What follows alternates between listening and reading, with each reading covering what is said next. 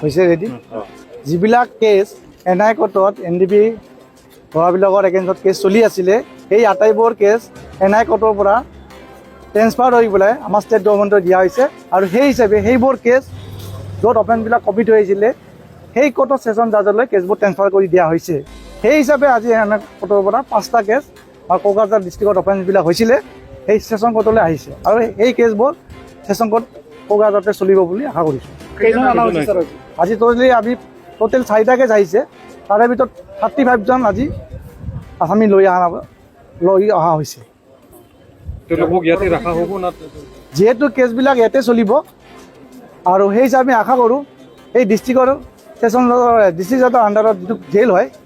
তাতে ৰাখিব লাগে আমি আশা কৰিছোঁ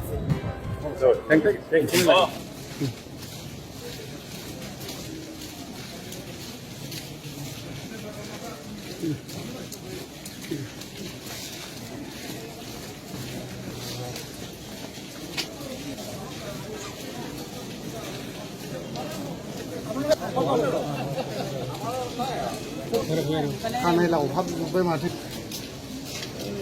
आरोथ' আহিব লাগে